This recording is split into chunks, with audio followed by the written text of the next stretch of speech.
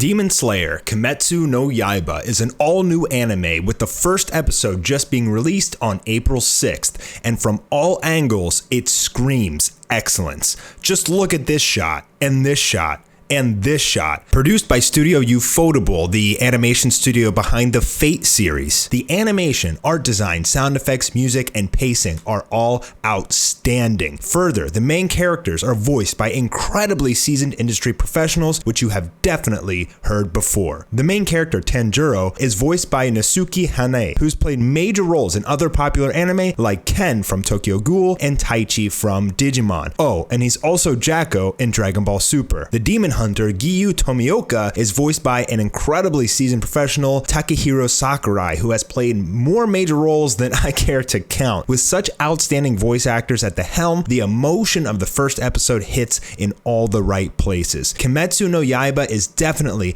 a strong contender for Anime of the Year, or at the very least, Anime of the Season. The artistic direction for the first episode is gorgeous, with a mountain landscape covered in snow, drops falling gently in perspective around the characters and past the trees, with fluffy snow gathering footprints of the characters as they walk. The attention to detail is astounding, and it highly encapsulates the emotions gushing out of the first episode. Many of the visuals and animation seem movie great. The episode grabs you tight from the very beginning and doesn't let go. Tajirou, the main character, seemingly has a special ability, an advanced sense of smell, which he uses almost as a form of ESP. There's a scene where he sniffs a broken pot and he knows that it was a cat that broke it. Also later on in the episode, he sensed the presence of someone else at his house. He has a kind and warm nature, and the townsfolk seem to rely heavily on his help for all sorts of things, such as fixing sliding doors or carrying someone's luggage. He and his family are poor, they live in the mountains, and he takes long hikes down to town so that he can sell charcoal and get enough money for food. In order to tell an effective story within the first few minutes of a show or a movie, the main character should always have some sort of action that defines his character. Kimetsu no Yaiba defines Tajirou's personality through the entire first episode powerfully, depicting him as a poor, sweet kid who takes care of his family and the villagers. Now we dive into spoiler territory for the first episode, so here's your warning if you haven't seen it yet. On the way home from selling charcoal in the village, it's nighttime, and a good Samaritan tells Tajirou to spend the night at his house instead of traveling up the dangerous mountain. He tells a story of how demons stalk that mountain at night and how they can even get into one's house. However, there are demon hunters that have protected the villagers for years. When he gets home, however, he smells the scent of blood and proceeds to witness a brutally gory scene, drowned in blood that stains the snow around them. His dead family lay in piles of bloody snow. Without a doubt, it was a demon that slayed his family, and his sister actually survives, but now she's become a demon, similar to being bit by a vampire. The boy wants to keep his sister alive even though she's now a demon, which is against all rules in the Demon Slayer society. The story, while it's interesting, isn't vastly unique. It's something that we're familiar with. However, a unique story isn't everything. Contrary to popular belief that every new show must have a completely unique story,